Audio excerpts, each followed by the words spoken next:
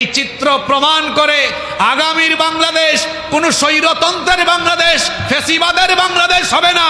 আগামীর বাংলাদেশ হবে আলেম উলামা পীর মাশায়েখদের নেতৃত্বে ইসলামের বাংলাদেশ।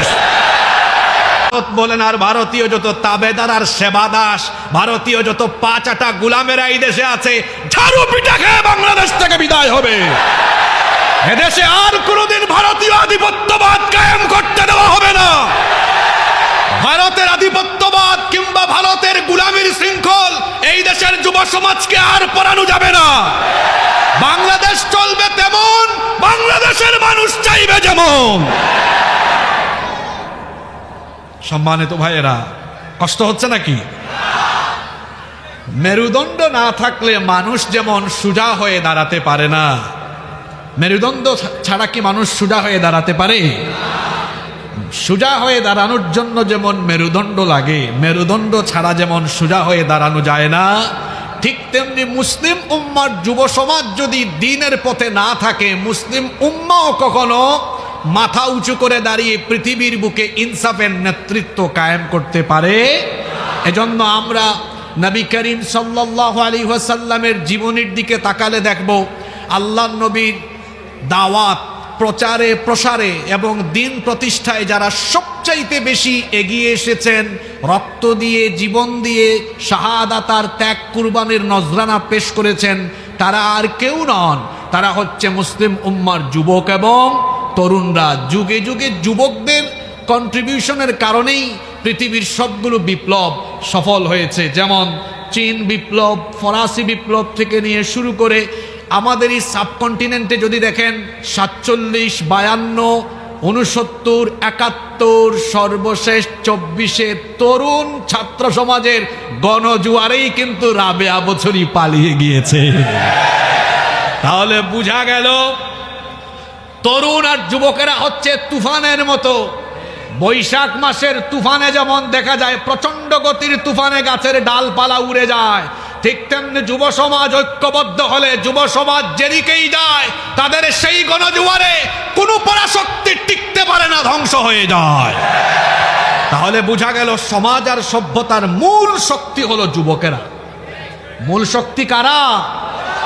আলহামদুলিল্লাহ আড়াইবাড়ি দরবার সাহেবের পীর সাহেবদের মুরিদদের বেশিরভাগই হলো যুবক আর তরুণরা। যুবকদের চরিত্র নষ্ট করার জন্য কত রকমের শয়তানি উপাদান সমাজে ছড়িয়ে দেওয়া হয়েছে। এই যুব সমাজকে বাঁচাতে হবে, কারণ যুবকরা যদি চারিত্রিক অধপতন ঘটে যায় তাদের, তাহলে তো আমরা আমাদের মূল শক্তি হারিয়ে ফেলব। আজকের যুবকরা নষ্ট হয়ে যাওয়ার জন্য সমাজে কত উপাদান ছড়িয়ে দেওয়া হয়েছে। যুবকদের চারিত্রিক অধপতনের মূল কি কারণ, সেই কারণগুলোও বলবো, সমাধানের কথাও কোরআন থেকে বলবো ইনশাআল্লাহ। আজকে আমি 10টা পয়েন্টের উপরে কথা বলবো। যুব সমাজের চারিত্রিক অধপতনের মৌলিক 10টি কারণ। এই 10টি সমস্যা থেকে আমাদের যুব সমাজকে সকলে মিলে বাঁচাতে হবে, নইলে আমাদের মূল শক্তি কমে যাবে, ইসলাম মুসলিম উম্মাহ ক্রমে দুর্বল হয়ে যাবে। এজন্য এই 10টি জায়গায় আমাদেরকে ফোকাস করতে হবে। যুবক তরুণদেরকে এই 10টা দুর্বল জায়গা থেকে নিজেকে সেভ করে নিজেদেরকে কোরআন সুন্নাহ আলেম ওলামা পীর মাশায়েখদের সুহবতে রেখে যুবকদেরকে দ্বীনের পথে অটল অবিচল থাকার আপ্রাণ প্রচেষ্টা চালাতে হবে ইনশাআল্লাহ। তাহলে আজকে কয়টা পয়েন্টের উপর কথা হবে? পুরুষ মানুষের মতো জবাব দেন, কয়টা? যুব সমাজের চারিত্রিক অধপতনের 10টি কারণ। শুরু হচ্ছে নাম্বার 1। 1 নাম্বার, মাদক এবং জুয়া। এই দুইটা বিষয়, মাদক আর জুয়া, আমার যুব সমাজকে নষ্ট করে ফেলার জন্য এই দুইটা বিষয় এত পরিমাণ মারাত্মক। আজকে দেখেন এই মাদক এখন শহর নগর বন্দর ছাড়িয়ে গ্রামে গঞ্জে অজুপাড়াগায়ে তো ঢুকেছে, আবার স্কুল কলেজ এমনকি বিশ্ববিদ্যালয়ের ক্যাম্পাসগুলোতেও মাদকের আখড়া এখন পাওয়া যাচ্ছে। আমার যুবক ভাইদেরকে বলছি, মাদকের সবচেয়ে বড় ক্ষতিকর দিক হলো এটা আপনার শরীরকে ধ্বংসের দিকে ঠেলে দেয়। এটা আপনার শরীরের বিভিন্ন পার্টস, বিভিন্ন যন্ত্রপাতিকে দুর্বল করে আপনাকে ধীরে ধীরে মৃত্যু ঝুঁকির সম্মুখীন করে দেয়। সুতরাং যে জিনিস সেবন করলে, গ্রহণ করলে নিজের শারীরিক ক্ষতি হয়, আবার মাদকাসক্ত লোকেরা দাম্পত্য কলহ, পারিবারিক কলহ, সমাজ, রাষ্ট্র এবং সভ্যতার জন্য ক্ষতির কারণ হয়ে দাঁড়ায়। এজন্য যেটা গ্রহণ করলে মানুষ সার্বিকভাবে ক্ষতিগ্রস্ত হয়, ইসলাম সেটাকে গোড়া থেকেই হারাম করে দিয়েছে। যার কারণে মুসলিম শরীফে হাদিস এসেছে, আল্লাহর নবী বলেছেন, কুল্লু মুস্কিরিন খামরুন ওয়া কুল্লু মুস্কিরিন হারাম। নেশা জাতীয় প্রত্যেকটা বস্তুই হলো মাদক, আর যাবতীয় মাদক হলো হারাম। ওয়ামান শারিবাল খামরা ফিদ দুনিয়া ফামাতা ওয়া হুয়া ইউদমিনুহা লাম ইয়াতুব লাম ইয়াশরাবহা ফিল আখিরাহ। আল্লাহর নবী বলেছেন, মাদক হারাম হওয়া সত্ত্বেও যেই ব্যক্তি এই হারাম মাদক সেবন করে তওবা না করে এই অবস্থায় মারা যাবে, সেই ব্যক্তি জান্নাতের শরাব, জান্নাতের মধ্যে মদ পানের সুযোগ পাবে না। বলবেন হুজুর কেমন কথা বললেন? বললেন একটু আগে মাদক হারাম, মদ হারাম, আবার আপনি বলেন জান্নাতে গেলে আল্লাহ শরাব দিবেন, মদও দিবেন। পার্থক্য আছে। দুনিয়ার এই মদ, এটা গ্রহণ করলে পরে মানুষের সেন্স বিলুপ্ত হয়ে যায়, বাড়িতে গিয়া মাতাল হয়ে বউকেও মা বলে ফেলতে পারে। কিন্তু জান্নাতে যাওয়ার পরে রব্বুল আলামিন যে শরাব দিবেন, সেটার ব্যাপারে আল্লাহ বলছেন, ওয়াসাকাহুম রাব্বুহুম শারাবান তাহুরা। তোমাদের রব তোমাদেরকে পবিত্র শরাব পান করাবেন। আর এটা কেমন শোনো, রব্বুল আলামিন বলছেন, লা ফিহা গাউলু ওয়ালা হুম ইউনজাফুন। এটা সেবন করলে মানুষ মাতাল হবে না, এর মধ্যে ক্ষতিকর কোনো উপাদানও নাই, বরং এটা সেবন করলে শারীরিক শক্তি আরো বহু গুণে যিনি বাড়িয়ে দিবেন। গলার আওয়াজ বড় করে বলেন, তিনি কে? মাদক হলো শয়তানের কারসাজি, মাদকাসক্ত লোকেরা হলো শয়তানের মুরিদ, এগুলো শয়তানি কাজ।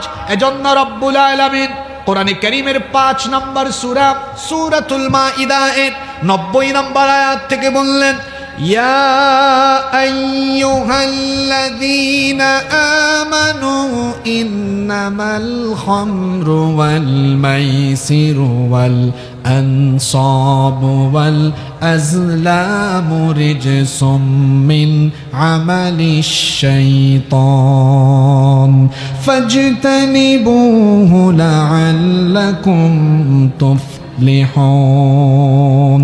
আল্লাহ তাআলা বলছেন, ইয়া আইয়ুহাল্লাযীনা আমানু, হে ঈমানদারেরা, ইন্নামাল খামরু ওয়াল মাইসিরু ওয়াল আনসাবু ওয়াল আজলামু, নিশ্চয়ই মাদক, জুয়া, ভাস্কর্য, প্রতিমা এবং ভাগ্য নির্ণায়ক তীর, রিজসুম মিন আমালিশ শাইতান, এগুলো হলো শয়তানের কাজ, এগুলো হলো শয়তানের কারসাজি। ফাজতানিবুহু, অতঃপর এগুলো থেকে নিজেদেরকে বিরত রাখো। লাআল্লাকুম তুফলিহুন, আশা করা যায় তোমরা সফল কাম হতে পারবে। হাদিস শরীফে এসেছে, আল্লাহর নবী বলেছেন, লা তাশরাবুল খামর, মাদক গ্রহণ করো না, ফা ইন্নাহা মিফতাহুন কুল্লু শার, কারণ এই মাদক হলো যাবতীয় মন্দের চাবিকাঠি।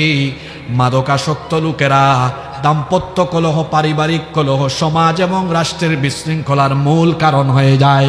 এজন্য রব্বুল আলামিন সূরা মাইদার পরের আয়াত 91 নম্বর আয়াতে এই কথা এভাবে বলছেন, খেয়াল করে শুনেন, ইন্নামা ইউরিদুশ শাইতানু আন ইউকিআ বাইনাকুমুল আদাওয়াতা ওয়াল বাগদাআ ফিল খামরি ওয়াল মাইসিরি ওয়া ইয়াসুদ্দাকুম আন যিকরিল্লাহি ওয়া আনিস সালাহ ফাহাল আনতুম মুনতাহুন।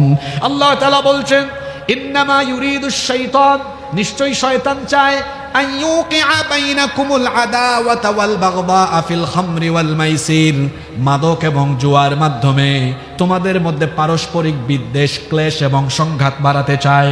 আল্লাহর এই কোরআনের আয়াতটা কত বাস্তবিক আপনি সমাজে মিলিয়ে দেখেন তো। মাদকাসক্ত লোকেরা কিভাবে সমাজে বিদ্বেষ এবং ফিতনার কারণ হয়। আপনারা দেখবেন বেশিরভাগ মাদকাসক্ত লোকদের দাম্পত্য কলহ আছে, বেশিরভাগ মাদকাসক্ত লোকেরা বউ পিটায়। বাড়িতে যখন মাতাল হয়ে যায়, বউয়ের সাথে দেখা যায় আজে বাজে আচরণ করে, এমনকি মাদক সেবনের জন্য তার পকেটে পয়সা না থাকলে এই মাদকাসক্ত লোকেরা বউয়ের কাছ থেকে সোনাদানা গহনা জোর করে ছিনিয়ে নিয়ে বিক্রি করে, এমন নজির আছে না নাই? শুধু তাই নয়, তার বউ যদি এগুলো না দেয় বউ পিটায়। বউ পিটানো শয়তানের কাজ, বউ পিটানো মানুষের কাজ নয়। আমার সমাজে অনেকে বউ পিটায়, যারা বউয়ের গায়ে হাত তুলে এরা হলো নাদান, এরা মানুষ নয়, মানুষ নামেরও মানুষ। সমস্ত পয়গাম্বররা ছিলেন তাদের বিবিদের কাছে ভালোবাসার পাত্র। মনে রাখবেন, নারীরা হলো এমন, নারীরা প্রজাপতির মতো, আস্তে ধরলে উড়ে যায়, জুড়ে ধরলে মরে যায়। নারীদের সাথে কোমল আচরণ করতে হয়, স্ত্রীদের সাথে সুন্দর আচরণ করবেন, নিজের বিবির সাথে কখনো খাটাসের মতো আচরণ করবেন না। বলছিলাম মাদকাসক্ত লোকেরা বউ পিটায়। যখন মাদকের জন্য, জুয়া খেলার জন্য তার পকেটে টাকা থাকে না, তখন বাড়িতে গিয়ে বলে তুই তোর বাপের বাড়ি যা, তোর বাপের থেকে পয়সা নিয়ে আয়। যখন বাপের বাড়ি বউ যায় না, তখন দেখা যায় সাপ যেভাবে মানুষ পিটায়, এই ডাকাতরা সেইভাবে তাদের বউ পিটায়। এমন অসভ্য আমাদের সমাজে আছে না নাই? শুধু তাই নয়, মাদকাসক্ত লোকেরা ক্ষেত্র বিশেষে চোর হয়ে যায়। কিভাবে চোর হয়? মাদক সেবনের জন্য যখন তার কাছে টাকা থাকে না, তার বাপের পকেটে হাত ঢুকায়, প্যান্টের পকেটে হাত ঢুকায়, মায়ের ব্যাগ থেকে টাকা চুরি করে নিয়ে যায়। শুধু তাই নয়, যখন সে বাপের পকেট থেকে, মায়ের ব্যাগ থেকে টাকা চুরি করতে পারে না, এই মাদকাসক্ত লোকেরা কুটি চৌমোহনীতে অথবা বিভিন্ন এলাকায় আকসিনাতে, তারপরে তালতলায়, আড়াই বাড়িতে বিভিন্ন মানুষের ঘরে বাড়িতে ঢুকে চুরি চামারি আরম্ভ করে। তাহলে বোঝা গেল মাদকাসক্ত লোকেরা ক্ষেত্র বিশেষে চোরও হতে পারে, আবার এরা ছিনতাইকারীও হতে পারে। মাদক সেবনের জন্য যখন পয়সা থাকে না, তখন কুটি চৌমোহনীতে দাঁড়িয়ে দিনে দুপুরে দেখা যায় সেই লোকটা ছিনতাইও করতে পারে। তার মানে মাদকাসক্ত লোকেরা ক্ষেত্র বিশেষে চোরও হয়, ছিনতাইকারীও হয়। শুধু তাই নয়, মাদকাসক্ত লোকেরা হয় বেয়াদব। বেশিরভাগ মাদকাসক্ত লোকেরা মা বাবার সাথে উচ্চবাচ্য করে, ক্ষেত্র বিশেষে মা বাবা সাবধান করলে, শাসন করলে মা বাপকে জবাইও করে। বাস্তব নমুনা হলো ওই যে ঐশী। তার মানে বোঝা গেল মাদক সেবীরা, মাদকাসক্ত লোকেরা পারিবারিক কলহ, দাম্পত্য কলহ, এমনকি সমাজের মধ্যে ফিতনা, ফাসাদ, বিশৃঙ্খলা সৃষ্টির জন্য দায়ী। এই জন্য রব্বুল আলামিন এই মাদককে হারাম করে দিয়েছেন, পাশাপাশি জুয়াকেও হারাম করে দিয়েছেন। আজকে জুয়া এমন ভাবে আমাদের মধ্যে ছড়িয়ে গিয়েছে। এখানে যত মুরব্বী বাবারা আছেন, ও বাবারা, আমরা তো আগের জামানায় দেখতাম বাঁশ ঝাড়ের চিপা চাপায়, টিলা টালায় মানুষ জুয়া খেলতো। এখন জুয়া এমন ভাবে শুরু হয়েছে, IPL খেলা হয় ইন্ডিয়ায়, জুয়ার বাজি হয় কসবায়। অনলাইনে জুয়া চলছে, অনেক তরুণ কিশোররা অনলাইন জুয়ায় আসক্ত হয়ে পড়েছে। ও আমার ভাইয়েরা, এই মাদক আর জুয়ার কবলে পড়ে নিজের সুন্দর যৌবনটাকে নষ্ট করে দিবেন না। এই হাদিসটা খেয়াল করে শোনেন, হাদিসটা খেয়াল করে শোনেন। লাআনা রাসূলুল্লাহি, সকলে মহব্বতে বলেন সাল্লাল্লাহু আলাইহি ওয়াসাল্লাম, ফিল খামরি 10, মাদকের সাথে সম্পৃক্ত 10 ব্যক্তিকে লানত করেছেন মুহাম্মদ। আমরা বলি সাল্লাল্লাহু। ওই 10 ব্যক্তি কারা? 1 নম্বর আশিরাহা, যারা মাদক সেবন করে, মাদক গ্রহণ করে। 2 নম্বর হলো মুতাসিরাহা, যারা মাদকের প্রোডাকশন করে, উৎপাদন করে। 3 নম্বর হলো শারিবাহা। মুহাদ্দিসিনগণ শারিবাহা এর অর্থ এবং ব্যাখ্যায় বলেছেন, শারিবাহা মানে হলো মাদকের পরামর্শদাতা, মাদকের উপদেষ্টা। আপনারা বলবেন হুজুর মাদকের উপদেষ্টা কারা? আপনি দেখবেন সাদা পায়জামা পাঞ্জাবি পরিধান করে দিনের বেলা মাদক বিরোধী সভায় বক্তব্য রাখে, আবার রাতের বেলায় মাদকের চোরাচালানকারীদের কাছ থেকে মাদকের ভাগও নিয়ে থাকে। এরকম সাদা পায়জামা পাঞ্জাবি পরিধান করা ভদ্রলোক আমার সোনার বাংলাদেশে নাই। এই বাটপারদেরকে দেখবেন দিনের বেলা মাদক বিরোধী অনুষ্ঠানে মাদকের বিরুদ্ধে বক্তব্য রাখে, রাতের বেলা আবার মাদকের চোরাচালানকারীদের কাছ থেকে মাদকের ভাগও নিবে। এইরকম দ্বিমুখী স্বভাবের মানুষ আমাদের বাংলাদেশে আছে না? এদেরকেও লানত করেছেন মুহাম্মদ। আমরা বলি সাল্লাল্লাহু। 4 নম্বর হলো ওয়াহামিলাহা, মাদক যারা ক্যারি করে নিয়ে যায়, টেকনাফ দিয়ে ঢুকলো যে ড্রাইভার, তার সাথে যারা ক্যারি করলো তাদের উপরও লানত। 5 নম্বর হলো ওয়াল মাহমুলাতু ইলাইহি, যে অঞ্চলের দিকে মাদককে নিয়ে যাওয়া হয় ওই অঞ্চলের উপরও লানত। 6 নম্বর হলো ওয়াসাকিয়াহা, যারা মাদক সার্ভ করে বা এই চাকরিতে আছে, ইউরোপ আমেরিকায় অনেকে রেস্টুরেন্টে জব করে, মাদক সার্ভ করতে হয়। রসুল বলেছেন যারা মাদক পরিবেশন করে তাদের উপরে লানত। 7 নাম্বার হলো ওয়াবা ইয়াহা, যারা মাদক বিক্রি করে। 8 নাম্বার হলো ওয়া আকিল তামানিহা, মাদকের জন্য যারা মূল্য গ্রহণ কিংবা ঘুষ খায়। আমার দেশে প্রশাসনে দায়িত্ব দেওয়া হয়েছে মাদককে নির্মূল করার জন্য, কিন্তু দেখা যায় সবাই না, ক্ষেত্র বিশেষে কিছু কিছু লোক আছে যারা প্রশাসনে যুক্ত থেকে তারাও দেখা যায় মাদক সেবী এবং চোরাচালান কারবারিদের কাছ থেকে ভাগ নেয়, যার বাস্তব প্রমাণ হলো টেকনাফের ওসি প্রদীপ। আবার আমার দেশে একটা অধিদপ্তরও বানাইছে, নামটা কি দিয়েছে দেখেছেন? মাদক নিয়ন্ত্রণ অধিদপ্তর। তার মানে কি আপনারা নিয়ন্ত্রিত মাত্রায় মানুষকে মাদক খাওয়ান নাকি? এটার নাম হওয়া উচিত ছিল মাদক নির্মূল অধিদপ্তর, ঠিক না বেঠিক? আমরা আমাদের এই 56,000 বর্গ মাইলে কোনো মাদক নিয়ন্ত্রণ অধিদপ্তর চাই না, আমরা মাদক নির্মূল করে মাদক মুক্ত বাংলাদেশ দেখতে চাই।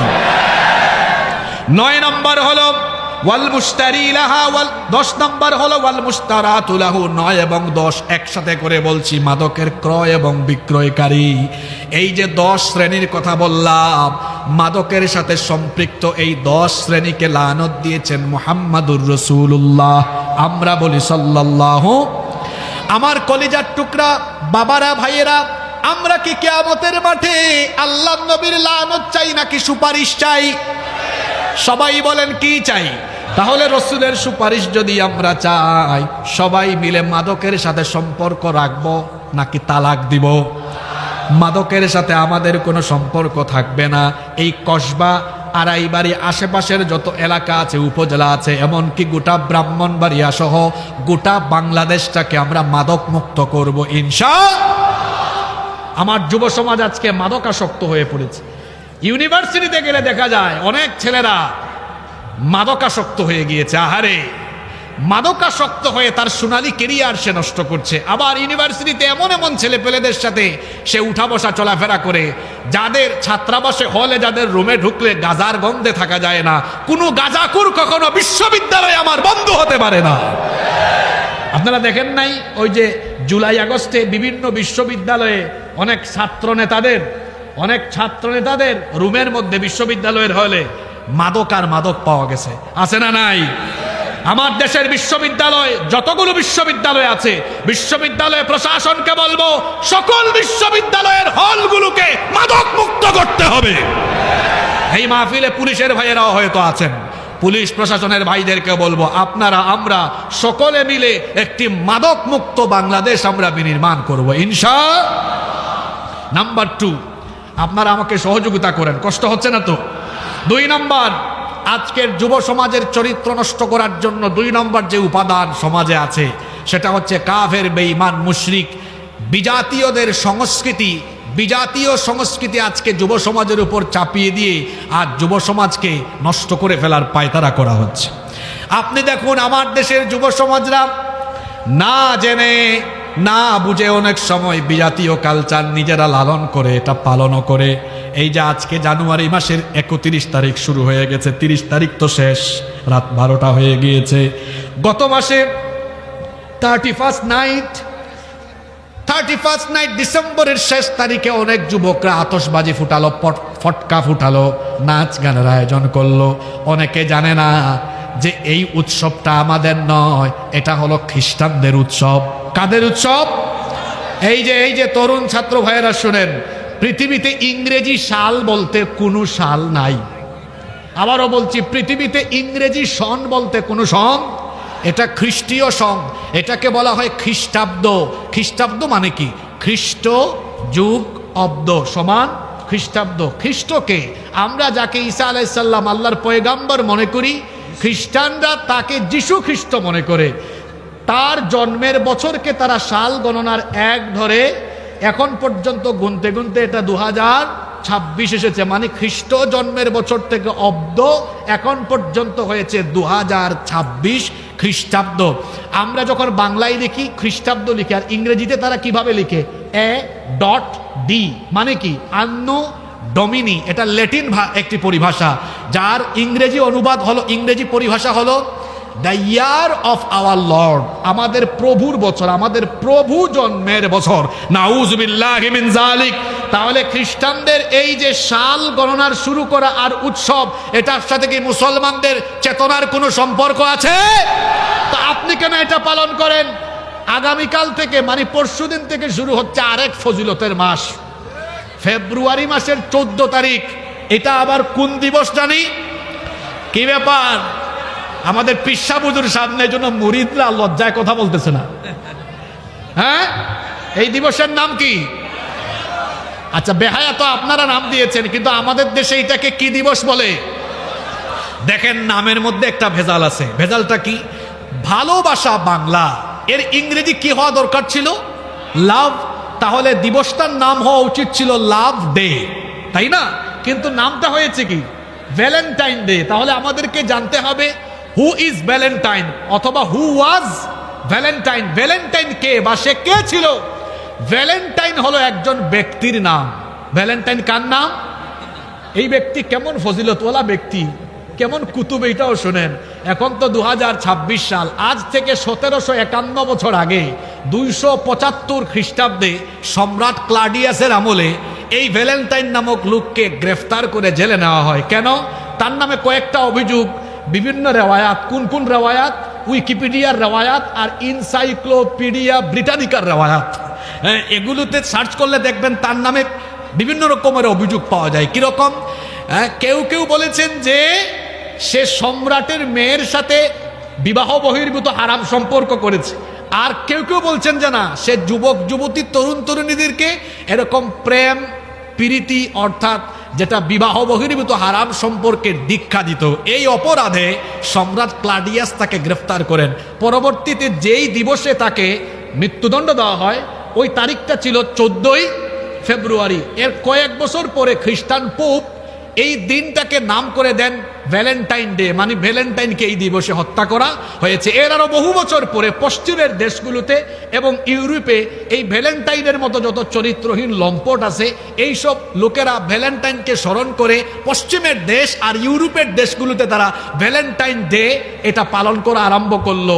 আমাদের বাংলাদেশে এখানে যত 40-50 ঊর্ধ্ব বাবারা আছেন, তাদেরকে জিজ্ঞেস করে দেখেন, 1990 সালের আগে বাংলাদেশে এই দিবসের কোনো নামগন্ধ ছিল না। যায় যায় দিন পত্রিকার যে সম্পাদক ছিল শফিক রেহমান, তার সাথে আরও কিছু সাম্রাজ্যবাদী ব্যবসায়ী আর কিছু হলুদ সাংবাদিকরা মিলে এটাকে বড় করে ফুটিয়ে তুলে গোটা বাংলাদেশে ছড়িয়ে দিয়েছে, যাতে আমার দেশের তরুণ যুবকদের চরিত্র নষ্ট করা যায়।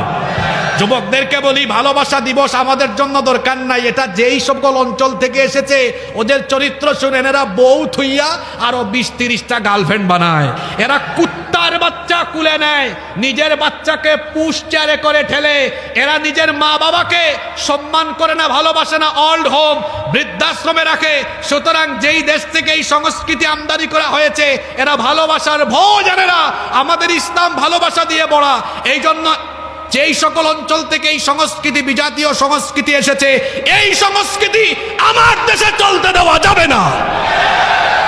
যুবকদেরকে বলবো, এই ভ্যালেন্টাইন ডে কে তালাক দাও। এটার নাম হলো বিশ্ব বেহায়া দিবস। জুড়ে বলতে হবে কি দিবস? এরপরে এপ্রিলে আসে আবার 14 এপ্রিল পহেলা বৈশাখ। এটা সম্রাট আকবরের জামানা থেকে এসেছে। তখন বার্ষিক হিসাব নিকাশ ব্যবসায়ীরা করতেন।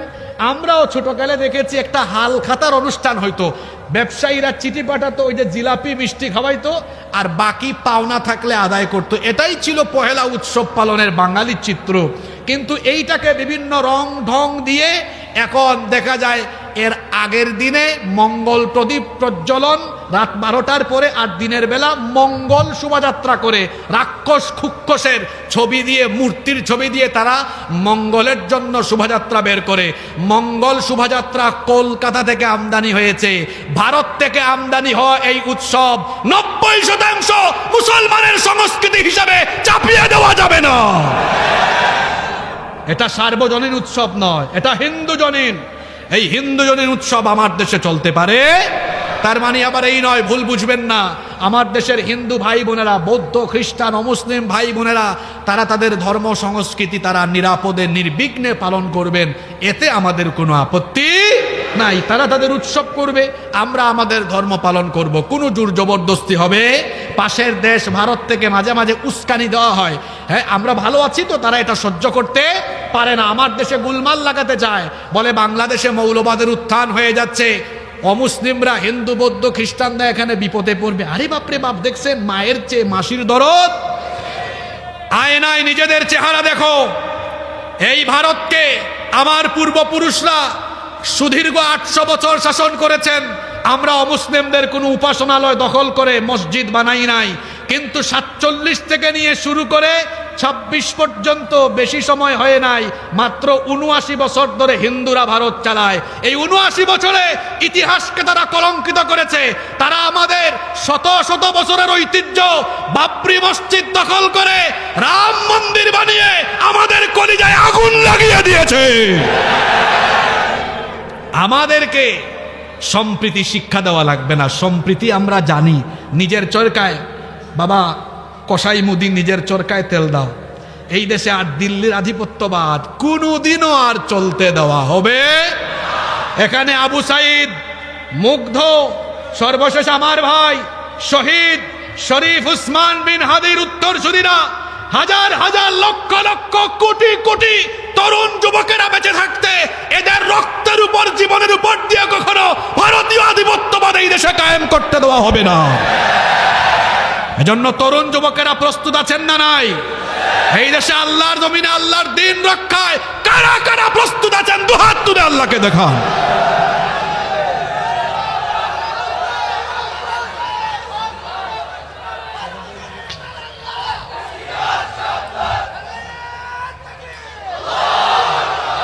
আল্লাহ আমাদেরকে কবুল করেন, বলেন আমিন। যুবক তরুণ ভাইদেরকে বলছি, এই 31 নাইট 14ই ফেব্রুয়ারি বেহায়া দিবস কিংবা পহেলা বৈশাখের নামে মঙ্গল শোভাযাত্রা কিংবা আরো যত বিজাতীয় সংস্কৃতি আছে, এগুলো আমার সংস্কৃতি নয়। এই সংস্কৃতি গ্রহণ করে নিজের যৌবনকে ধ্বংসের দিকে পরিচালিত করা যাবে না। রব্বুল আলামিন কোরআনুল কারীমের 11 নম্বর সূরা সূরাতুল হুদের 113 নম্বর আয়াতে বলছেন, ওয়ালা তারকানু ইলাল্লাযীনা যালামু ফাতামাসসাকুমুন নার ওয়া মা লাকুম মিন দুনিল্লাহি মিন আউলিয়া সুম্মা লা তুনসারুন। আল্লাহ তাআলা বলছেন, তোমরা জালেম সীমা লঙ্ঘনকারীদেরকে অনুকরণ করো না। যদি করো তাহলে জাহান্নামের আগুন তোমাদেরকে স্পর্শ করবে। যে যার অনুসরণ করবে সে তাদের মধ্যে শামিল হয়ে যাবে। এজন্য নবীজি বলেছেন, মান তাশাব্বাহা বিকওমিন ফাহুয়া মিনহুম। যে কারো সাদৃশ্য গ্রহণ করবে সে তাদের অনুসারী হয়ে যাবে, তাদের দলভুক্ত হয়ে যাবে। সুতরাং ইহুদি, খ্রিস্টান এবং অমুসলিমদের কোনো কালচার বা সংস্কৃতি লালন করলে তাদের অন্তর্ভুক্ত হয়ে গেলেন। কিয়ামতের দিন হাসর হবে মুসলমানদের সাথে নয়, হাসর হবে ওদের সাথে। আমরা আমাদের দুনিয়া আখিরাত মুসলমানদের সাথে চাই কি চাই না? আসতে বলবেন না, জুড়ে বলেন চাই কি চাই না? এজন্য আমরা এই সকল কালচার ত্যাগ করে কুরআন সুন্নাহর পথে উলামা, মাশায়েখ, পীর মাশায়েখদের সাথে থাকবো। রাজি আছেন? কষ্ট হচ্ছে নাকি আপনাদের? 3 নম্বর যুব সমাজের চরিত্র ধ্বংসের 3 নম্বর কারণ হলো আকাশ সংস্কৃতির আগ্রাসন। আজকে আকাশে স্যাটেলাইট স্থাপনের কারণে 13,000-এর উপরে টেলিভিশন চ্যানেল গোটা পৃথিবীতে আছে, হাজার হাজার টেলিভিশন চ্যানেল। এবং দেখা যাচ্ছে আজকে টেলিভিশন চ্যানেল শুধু নয়, এই মোবাইল ফোন আজকে হাতে থাকার ফলে বিজাতীয় সংস্কৃতি শুধু নয়, আকাশ সংস্কৃতি এবং বিভিন্ন দেশের বিভিন্ন কালচার এটা আমাদেরকে গ্রাস করছে। পাশের দেশের ভারতীয় সিরিয়াল দেখে দেখে মহিলারা কিভাবে শাশুড়ির সাথে পাকনামি করতে হয় সেটা শিখে, পরকিয়া শিখে। ঠিক না বেঠিক? শুধু তাই নয়, যুবকরা মেসি কাটিং, নেইমার কাটিং চুল রাখে। মেসির বাড়ি আর্জেন্টিনা, নেইমারের বাড়ি ব্রাজিল, কিন্তু এত দূরের এই ছেলের চুলের কাটিং নকল করলো কেমনে? ওই যে আকাশ সংস্কৃতির মাধ্যমে দেখলো, এরপরে এটা আমল করা আরম্ভ করলো। ও ভাইয়েরা শুনেন, কোনো নায়ক নায়িকা খেলোয়াড় এবং কোনো সেলিব্রিটির অনুসরণ করলে সওয়াব হয় নাকি? কিন্তু নবীজির মতো খান, নবীজির মতো হাসেন, নবীজির মতো ঘুমান, নবীজির মতো ঘুম থেকে উঠেন, 24 ঘন্টা নবীজির মতো চললে আমল নামায় যিনি সওয়াব দান করে দিবেন তিনি কে? চুলের কাটিং দেখছেন, অনেক ছেলেদের চুলের কাটিং, ওই যে গ্রামে গেলে দেশি মুরগি দেখা যায়, মুরগির মাথার মধ্যে, এটাকে কোনো এলাকায় জুট বলে, কোনো এলাকায় চুট বলে। এই এলাকায় কি বলে? চুট। এটার নাম আমি দিচ্ছি চটি। চটি নাকি? আপনাদের এলাকায় চটি বলে, আমাদের এলাকায় চুট বলে। এটার নাম দিচ্ছি আমি মুরগা চুট কাটিং। এখানে অনেকে আছে এখন মাথা নোয়াবে, মানে ডানেও নাই, বামেও চুল নাই, পেছনেও নাই, মাঝখানে চুল রেখেছে, দেখলে মনে হয় পাখির বাসার মতো, ঠিক না বে ঠিক? আবার অনেকে লম্বা লম্বা চুল রাখে। আমি কিছুদিন আগে, আমি চট্টগ্রামে আমার বাসা, তো সেলুনে ঢুকে আমি নাউজুবিল্লাহ বলে বের হয়ে যাচ্ছি, কারণ সেলুনওয়ালা আমাকে বলে, হুজুর কোথায় দৌড়ান? আমি বললাম, ভাই এই সপ্তাহের মধ্যেই যে এখানে জেন্টসের পাশাপাশি লেডিস সেলুন খুলছেন, এটা বাইরে সাইনবোর্ড লাগাবেন না? কয় মানে? আমি ঢুকেই তো দেখলাম আপনি বিরাট লম্বা চুলকে এভাবে ধরে চিরুনি দিয়ে আঁচড়াচ্ছেন। আমি ভাবলাম এখানে কোনো আপার চুল কাটা হচ্ছে, তা আমি এখানে কেমনে ঢুকি? হুজুর মানুষ কয়, হুজুর আপনি ভুল দেখছেন। আমি বললাম, ভুল মানে? কয় এটা কোনো আপু না, এটা এক ভাইয়া, এটা বাউল, যাতে গান গাওয়ার সময় চুলকে একটু এমনি মারতে পারে, লম্বা চুল রেখেছে। আমার দেশে অনেক যুবকের চুল পেছন থেকে দেখলে বোঝা যায় এটা কোনো আপু হবে, সামনে গিয়ে দেখা যায় আপা না, এটা ভাইয়া। এমন চুল আছে না নাই? যুবক ভাইয়েরা, বাউলকে অনুসরণ করা যাবে না, আমাদের মডেল হচ্ছেন মুহাম্মদ সাল্লাল্লাহু।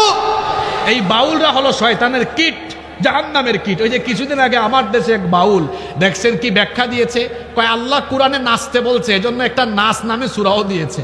সেখানে আল্লাহ বলেছে, কুল আউযু বিরাব্বিন নাস, মালিকিনো নাস, ইলাহিনো নাস। নাউযু বিল্লাহি মিন যালিক। বাউল আরবি শব্দ, আরবি অভিধানে বাউল অর্থ পেশাব। বাউল অর্থ কি? এই বাউলগুলো হচ্ছে পেশাব পায়খানার মতো নিকৃষ্ট, ঠিক না বে ঠিক? যুবকেরা, এদের সাথে আমাদের কোনো সম্পর্ক নাই। কুরআন হাদিস যেখানে, আলেম উলামা পীর মাশায়েখ যেখানে, আমরা আছি। এরপরে 4 নাম্বার, আমার যুবকদের চরিত্র নষ্ট করে দেওয়ার জন্য গান বাজনার উপকরণ ছড়িয়ে দেওয়া হয়েছে। যুবক ভাইয়েরা, আজে বাজে গান শুনবেন না। এই যে আজকে গাজী আনাস ভাই আসলেন, সুন্দর গান শোনালেন, সাইমুমের গান শুনবেন, কলরবের গান শুনবেন। আমার দেশে সুন্দর সুন্দর নাশিদ আছে, কত সুন্দর সুন্দর নাশিদ শিল্পীরা গায়। আল্লাহর নামে যে গান গাওয়া হয়, সেই গান সুন্দর কম না বেশি? তোমার নামে যদি গান গাওয়া হয়, গান সুন্দর হয়। তোমার নামে যদি গান গাওয়া হয়, গান সুন্দর হয়। তোমার সৃষ্টি পানে যদি চাওয়া হয়, চোখ সুন্দর হয়। তোমার নামে যদি গান গাওয়া হয়, গান সুন্দর হয়। সুবহানাল্লাহ। আল্লাহর নামের গানও সুন্দর, আল্লাহ। দুনিয়া সুন্দর, মানুষ সুন্দর, আসমান সুন্দর, জমিন সুন্দর, সুন্দরে সুন্দরে পাল্লা। জানি না কত সুন্দর তুমি আল্লাহ, জানি না কত সুন্দর তুমি আল্লাহ। সুবহানাল্লাহ। আজে বাজে গান শোনা বন্ধ করেন, সাইমুমের গান শুনেন, কলরবের গান শুনেন, শোষাসের গান শুনেন। শুনতেই যদি মন চায়, আমার আগে সাদিকুর রহমান আজহারি ভাই সুন্দর কথা শুনলেন, ইউটিউবে গিয়ে ওনার আলোচনা শুনেন। আমার পরে আব্দুল্লাহ আল আমিন ভাই আলোচনা করবেন, ওনার আলোচনা শুনেন। ওনার কণ্ঠ শুনলে মনে হয় শহীদ আল্লামা সাইদি যেন আলোচনা করছেন, ঠিক না বে ঠিক? শুনতে মন চাইলে আজে বাজে গান নয়, ইউটিউবে গিয়ে আপনাদের কুমিল্লার গর্ব মিজানুর রহমান আজহারের আলোচনা শোনেন। শুনতেই যদি মন চায়, তাহলে ইউটিউবে গিয়ে শহীদ আল্লামা সাইদির আলোচনাগুলো শুনেন। শুনলে মনে হবে যেন তিনি এখন আপনার সামনে কোরআন থেকে বর্ণনা করছেন। আল্লাহু আকবার। ওরা চেয়েছিল শহীদ আল্লামা সাঈদীকে মানুষের অন্তর থেকে মুছে দিবে, কিন্তু তাকে শহীদ করার মধ্য দিয়ে তার প্রতি মানুষের ভালোবাসা আরো বহুগুণ বাড়িয়ে দিয়েছে। শহীদরা কখনো হারায় না, তারা অমর হয়ে বেঁচে থাকে, ঠিক না বেঠিক? গান বাজনা থেকে নিজেদেরকে সেভ করেন, কারণ রব্বুল আলামিন কোরআনে কারীমের 31 নম্বর সূরা লুকমানের মধ্যে বলছেন, ওয়া মিনান নাসি মান ইয়াশতারি লাহওয়াল হাদিসি লিয়ুদিল্লা আন সাবিলিল্লাহি বিগাইরি ইলমিন ওয়া يتخذها هزوا أولئك لهم عذاب مهين। আল্লাহ তাআলা বলছেন, আর যারা অশ্লীল কথাবার্তা খরিদ করে, অশ্লীল কথাবার্তা দ্বারা এখানে অনর্থক কথাবার্তা দ্বারা এখানে গান বাজনা বোঝানো হয়েছে, মানুষকে যারা আল্লাহর পথ থেকে বিচ্যুত করার জন্য এই অনর্থক কথাবার্তা অর্থাৎ গান বাজনাকে যারা গ্রহণ করে, আল্লাহ বলেছেন তাদের জন্য কঠিন শাস্তি রয়েছে। আবার নবীজি বলেছেন, আল গিনাউ ইয়ামবুতুন নিফাকু ফিল কলবি কামা ইয়ামবুতুল মাউজ যারা, পানি সেচ দিলে যেমন ফসলের উৎপাদনে উর্বরতা বাড়ে, তেমনি গান বাজনা মানুষের অন্তরে নিফাকি বৃদ্ধি করে। এজন্য গান বাজনার সাথে আমরা কোনো সম্পর্ক রাখবো না। রাজি আছেন সবাই? 5 নম্বর, যুব সমাজের চরিত্র নষ্ট করে দেওয়ার জন্য 5 নম্বর যে শয়তানি করা হয়েছে সেটি হচ্ছে শিক্ষা ব্যবস্থা থেকে আল্লাহর দ্বীনকে তুলে দেওয়া হয়েছে। আপনারা বলেন তো, আমি বাকি পয়েন্টগুলো সংক্ষেপে বলছি, খেয়াল করে শোনেন। বলেন তো, আমার দেশে মাঝে মাঝে মসজিদে জুতা চুরি হয় কি হয় না? হয় কি না? তাকে আমরা কি বলি? জুতা চোর বলি। কি বলি? আবার সরকারি অফিসে কিংবা রাষ্ট্রীয় দায়িত্ব পালন করে এমন কোনো বড় চেয়ারে বসে কলমের এক খুঁচায় 200-400-500 কোটি টাকা চুরি করে ফেলে, এমন সোনার মানুষ তো আমার দেশে নাই। তাকে আপনারা কি বলেন? বাংলা ভাষায় তাকেও আমরা কি বলি? চোর বলি। কিন্তু বলেন তো, জুতা চোরও চোর আর সচিবালয়ে যে চুরি করলো সেও চোর, কিন্তু 2 চোরের ক্যাটাগরি বা লেভেল কি সমান?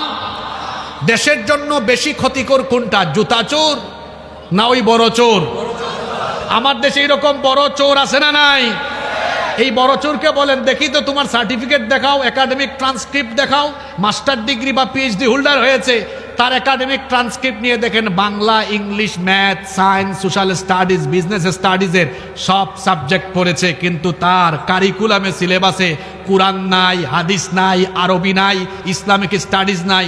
তাহলে প্রমাণিত হলো কুরআন, হাদিস বা দ্বীনি শিক্ষা বাদ দিয়ে এই জাগতিক শিক্ষা একজন মানুষকে শিক্ষিত বানালেও দ্বীন বিবর্জিত শিক্ষা ব্যবস্থা তাকে সর্বশেষ বেশিরভাগ ক্ষেত্রে এদেরকে শিক্ষিত চোর, শিক্ষিত ডাকাত, শিক্ষিত সন্ত্রাস, শিক্ষিত দুর্নীতিবাজ বানায়। এরকম দুর্নীতিবাজ আমাদের দেশে কম না বেশি? কেন হয়েছে? দিন নাই, দিন উঠিয়ে ফেলা হয়েছে। দিন না থাকলে দিলের ভেতরে পরহেজগারিতা আসবে। এটা হলো 5 নম্বর সমস্যা। নাম্বার 6 নম্বর, নগ্নতা, বেহায়াপনা, উলঙ্গপনা ছড়িয়ে গিয়েছে যুবক যুবতীদের মধ্যে। আজ এটা বেশিরভাগ যুবতীরা দেখবেন ঈদ আসলে, আরে বাপরে বাপ, এক একটা ড্রেসের নাম দেখছেন আপনারা, দেবদাস, বিন্দু, এই দেখেন কিরণ মেলা, কিরণ মেলা না মালা, আরো কয়েকটা বলেন, ঝিলিমিলি, ময়নামতি, না না না ড্রেসের নাম, এরকম ড্রেস বের হয়েছে। যুবকরা হাফ প্যান্ট পরে রাস্তাঘাটে হাঁটে। হাফ প্যান্ট পরা এটা কোনো মুসলমান যুবকের স্বভাব হতে পারে না। হাঁটুর নিচে পোশাক দাও, আবার এটা যেন টাকনুর নিচে না নামে, কারণ এদেরকে লানত করেছেন মুহাম্মদ। আমরা বলি সাল্লাল্লাহু আলাইহি ওয়াসাল্লাম। 7 নাম্বার, অসৎ সঙ্গ এবং অসৎ নেতৃত্বের অনুসরণ যুব সমাজে বেড়ে গিয়েছে। মনে রাখবেন, সৎ সঙ্গে স্বর্গবাস, অসৎ সঙ্গে। আমার সময় শেষ, তো আজকে কোরআনের আয়াতগুলো বলছি না, শুধু পয়েন্টগুলো বলছি। তবে আমি 1.5 মিনিট, আমার আর 4 মিনিট আছে, 4 মিনিটেই শেষ করবো ইনশাআল্লাহ। অসৎ নেতৃত্ব ছেড়ে দিবেন। যুবক ভাইদেরকে বলছি, এই যে আমি কথা বলছি, ঘাম বেরোচ্ছে, আমাদের শরীরের ঘাম, তারুণ্য আর যৌবন, এটা কোনো নেতা নেত্রীর চামচামি করার জন্য দেওয়া হয় নাই। আমাদের তারুণ্য আর যৌবন দেওয়া হয়েছে আল্লাহর জমিনে আল্লাহর দ্বীন কায়েমের জন্য। চামচামি ছেড়ে দিতে হবে। আমরা এমন কোন নেতা নেত্রীর চামচামি করব না যারা কুরআন সুন্নাহ প্রতিষ্ঠা করবে না, এদের সাথে আমাদের কোনো সম্পর্কও থাকবে। নাম্বার 8, 8 নাম্বার, যুবকদের মধ্যে জিনা ব্যভিচার বেড়ে গিয়েছে।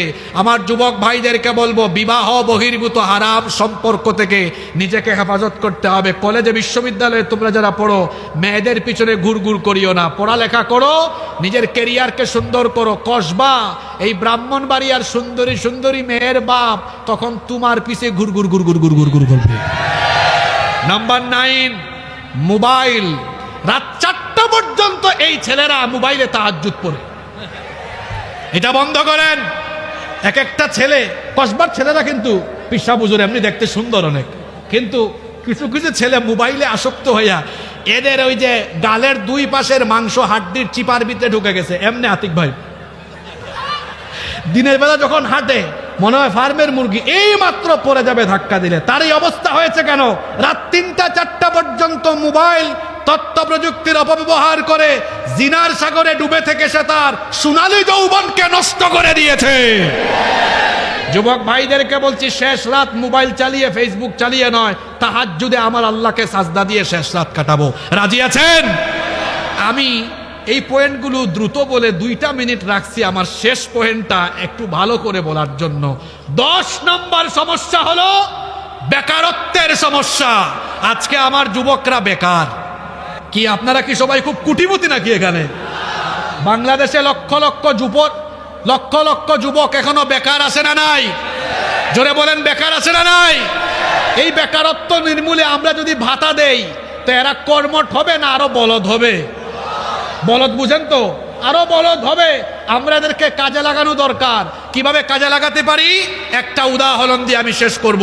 এজন্য আল্লাহ তাআলা কোরআনে যাকাতের ফর্মুলা দিয়েছেন। যাকাত দিয়ে অসচ্ছল, গরিব, অসহায় এই পরিবারগুলোর যুবকদেরকে কর্মসংস্থানের ব্যবস্থা করা যাবে। এজন্য আল্লাহ সূরা হজের 41 নম্বর আয়াতে যাকাতকে রাষ্ট্র ব্যবস্থার সাথে সম্পৃক্ত করেছেন। সবার কি মনোযোগ আছে?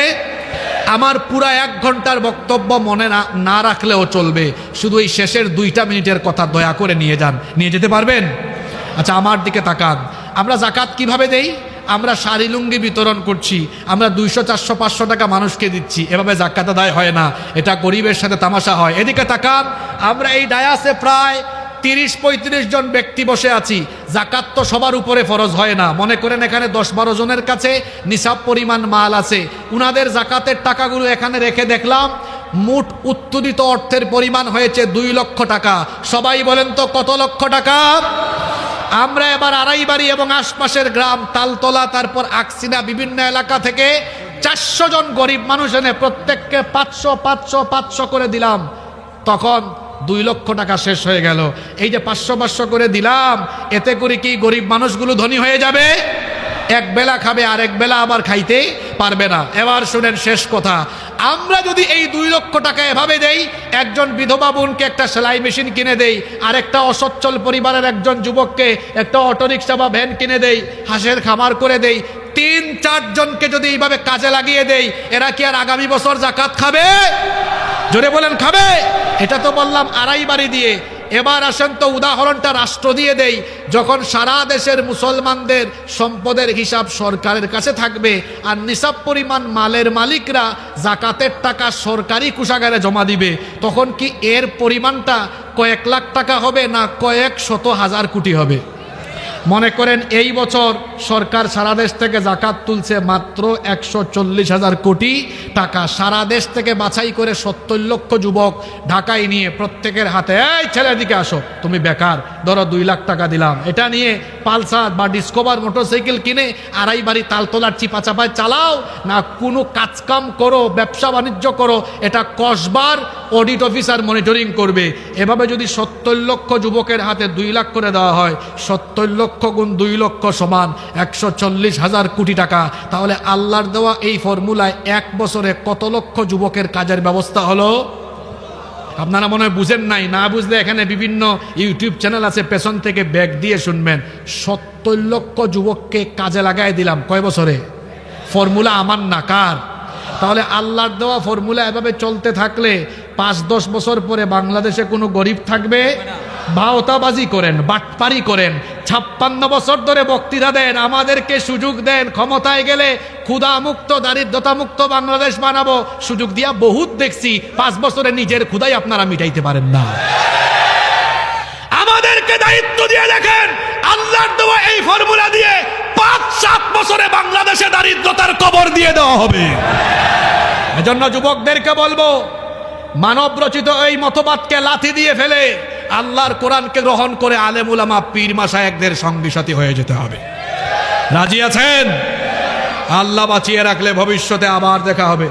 মন যদি হতো আমার দেশের শাসক হতো, অমরেরই মতো হতো, আবু বকরের মতো। এমন যদি হতো আমার দেশের নেতা হতো, অমরেরই মতো হতো, আবু বকরের মতো। জনগণের খোঁজ খবর নিত রাত দুপুরে, ঘুরে ঘুরে দেখতো কি কেউ আছে অনাহারে। আমার দেশের মা বোনেরা লাঞ্ছিতা হতো না, আমার দেশের কৃষক শ্রমিক বঞ্চিত হতো না। ধনী গরিব ভালোবাসার জীবন ফিরে পেত, যদি আমাদের নেতা হতো ওমরেরই মতো হতো, আবু বকরের মতো। আমরা চাই কি চাই না? আগামীর বাংলাদেশ হবে আলেম উলামা পীর মাশায়েখদের নেতৃত্বে কুরআন সুন্নাহ আর ইসলামের বাংলাদেশ। আমরা আলেম উলামা পীর মাশায়েখদের সাথে আছি না নাই? বাংলাদেশ জিন্দাবাদ, আড়াইবাড়ি দরবার শরীফ জিন্দাবাদ।